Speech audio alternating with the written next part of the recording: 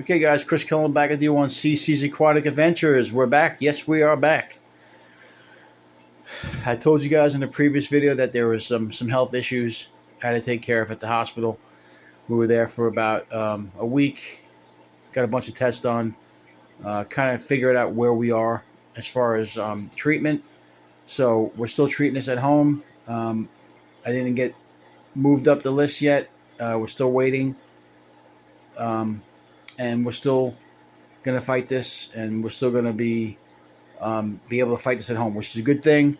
Obviously, we want to get a heart quicker, but at the same time, we don't want to get worse, because if you get worse, that means that you're staying in the hospital for a long time. So um, we have um, made a decision to come back and make some videos. So, um, like I said, the treatment at home. Unfortunately, when I was there last time, I had some complications. There was a blood clot they found, so I'm on some not blood pressure, some blood thinners. I'll be on those for about two months. So they can't really do anything in 2 months until uh, they're pretty sure, or actually 100% sure, there's no blood clot. So, in saying that, that's all part of life. Fortunately, everyone has to deal with something like this.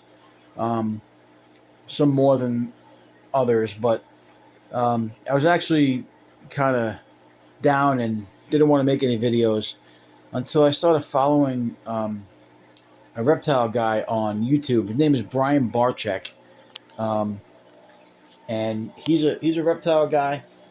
I've been watching his videos lately. If you guys go on YouTube and check out a lot of YouTube, check his channel out, Brian. It's Barcyk. Check him out. He's got really good content. He's a reptile guy. He's actually getting into some fish now. Um, he's actually worked with Ohio Fish Rescue, and if you check out Predatory Fin. So um, he actually had some health issues and some news that he had to deal with. That kind of got me motivated to do the videos. He's still doing the videos with his animals. It looks like his case is a little more severe than I am. He's not really saying much, but it sounds like he's got some cancer. So, um, and he's still going to move on with his channel. So it got me motivated to say, you know what? Let me get back in here and do a video. It motivated me today. I actually watched a video today um, that motivated me to come out and um, do a video of the animals, which is what our main thing is taking care of animals and how they do in our particular setups. So, unfortunately, this video is not going to be a positive one. If you can see right here, there's a blue Acara in here. There's actually two of them. There's one in the corner. If you can see, it looks like he's got some pine coning going on. He's kind of swimming like on an angle, swim bladder issue going on. He's got some buoyancy issues when he swims. Um, it's a telltale sign he's got dropsy. So I don't know what happened. I like I said, I was in the hospital for a week. I really haven't been up to date with the maintenance on these tanks, even though I just did a water change before I went to the hospital, and I did one when I got back. Um, I don't know what happened.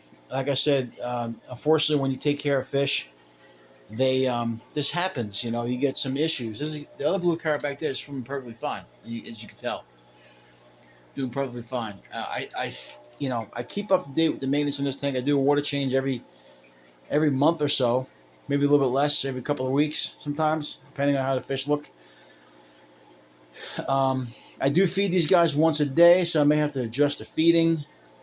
But they're all happy, healthy fish. Now, unfortunately, this guy, whether I didn't notice it or if he's just um, you're getting old. I don't know. I had him for about 5 years now, but still, um, you can see the way he's swimming, and his scales don't look so great.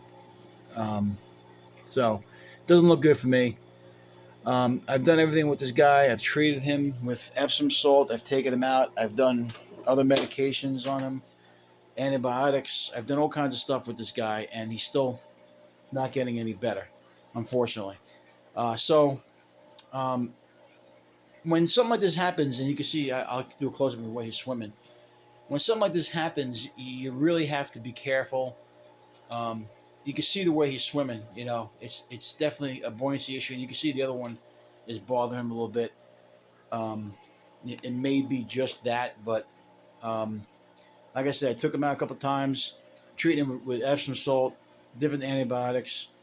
Um, I've kept him in the bucket for a couple days to see if I could just get it out of him. He's still not 100%. He's still not doing good.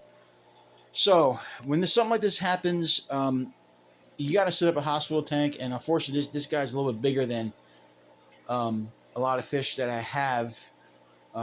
And when that happens, you don't want to put him in a small tank. I was going to put him in a 10-gallon downstairs, but the severums down there, and I'll bring you guys down there real quick and show you how big they are. They're kind of small, so I don't want to put them in this. I was going to put them in the 75-gallon here, where they're going to go, because unfortunately I haven't been able to find a 125 yet. So they're going to go in this tank, but they're still kind of small. They're smaller than the angelfish. So I want to get them a little bigger before I put them in here. I also don't want to put a big blue Acara in a 10-gallon tank. To me, that's kind of cruel. So this is a tank that I set up. I actually used to have this tank set up with some tetras in it. It's actually a beta tank. But this is an older tank. I set this tank up. It's a 20-gallon high. Actually, it's about an 18-gallon high. I say 15-gallon high, but I measured it. It's about 18 gallons. A little bit bigger than a 10-gallon. Got more space for him. You can see I got temperature about 80. It's pretty much cycled. I just put 2 sponge filters in there from other tanks. If that's what you guys want to do, to set up a hospital tank, when you have a fish like that's kind of medium size, and these guys are full grown. If you can see that's a pretty big fish. I'll take a video of the top of the tank too. See the way he's just swimming on top. He went away.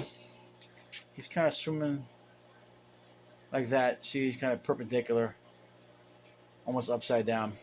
Definitely a buoyancy issue. And I don't think it's swim bladder disease, because I already treated him with Epsom salt and nothing worked. So, in saying that, if you guys ever want to set up a hospital tank, if you have a medium fish like that, I always try to get him into a bigger tank. And especially if you're going to keep him in here for longer than 1 or 2 days. So this tank is pretty much cycled already, because I put 2 different filters from different tanks that were already cycled. I just did a water change because there was some dirt on the bottom that I wanted to get up. So I did a water change by maybe 25% up to here, and I got rid of all the dirt that was inside. You can see there's a bunch of snail shells. There was some zebra loaches in here. Those are all dead snails. The zebra loaches take care of those. But I think I had an assassin snail in there too that I took out. And he's actually in this tank here, the assassin snail. If you look closely, I don't know if you can see him in there. But this is a 40-gallon high. But I don't see him in there. But there was an assassin snail in there somewhere. I don't see it anymore. So anyway, nothing really changed with these tanks, guys. This is pretty much the same. I didn't do anything. This tetras and these both gourami tanks. This is a pearl gourami down here that I have with a bunch of tetras in the back there.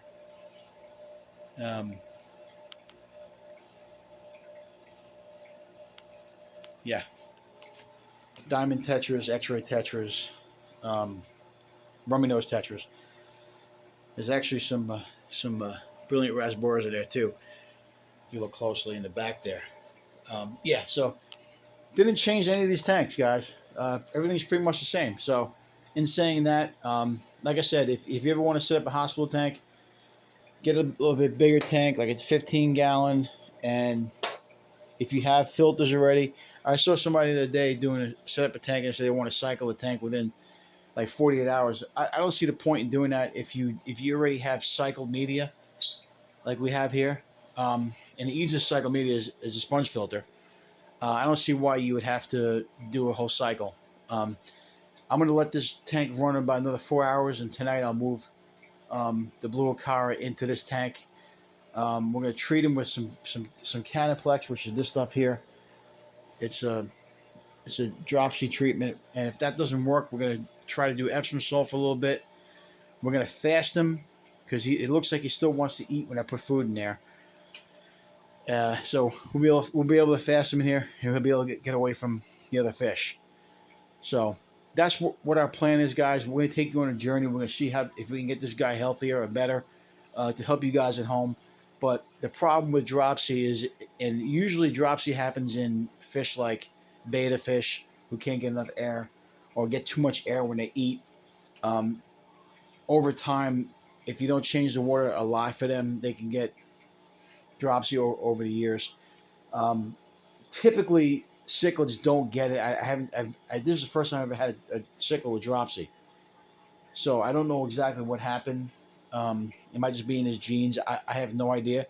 But we did everything we possibly could with this fish. Unfortunately, we can't get the bigger tank. We want to get a bigger tank. Obviously, the reason why is to get them more room, and and we can spread them out a little bit. But I haven't been able to find anything, guys. If you guys know anybody in the Pennsylvania area who has um, any fish, I mean any leads on a tank like a 125, let me know, because I like to move these guys, and I would move the Baylor sharks and probably the silver dollars into a 125 along with some of the cichlids we have. I would definitely leave the blue Acara in a 55 gallon, but at least he'd be in with smaller fish and have more space. But unfortunately, this happens, guys, and this part of your job as a fish keeper um, is to make sure you get something or treat these guys as best as you can. Sometimes it doesn't work out that good. Sometimes you can't treat them, but we're gonna try. And like I said, getting back to the hospital tank, I always like to have an extra tank around. And like I said, I have plenty of quarantine tanks downstairs, but they're all 10, 5, smaller tanks.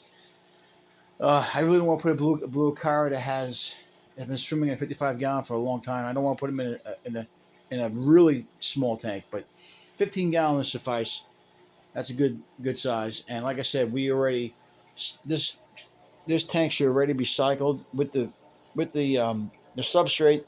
We've had fish in here already with um, these two filters too. They both were in cycled tanks.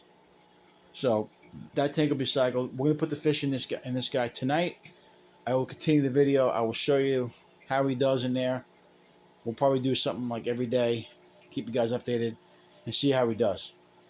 So in the garage, obviously, I showed you guys these guys are still alive, still kicking, still doing good. You can see how big that Jack Dempsey got. He's huge. So these guys are doing good. Like I said, not a lot of changes. We did move the sailfin Molly. There's one down there. He's still in there doing good with the with all the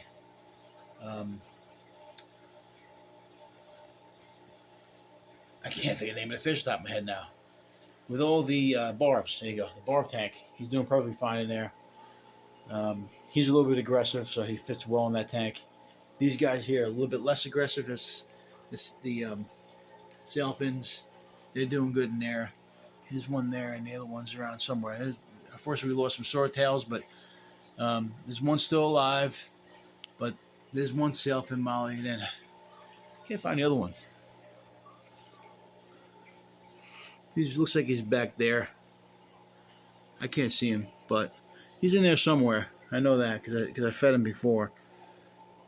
He's in there. But yeah, sailfin mollies are in those 20 gallons. And that's pretty much it, guys. Next video, when we do an update on the 15 gallon with the blue Acara, we'll do downstairs. So for now, sick fish, we're going to treat them. We'll do an update. They're both of them now. They're there. If you see both of them.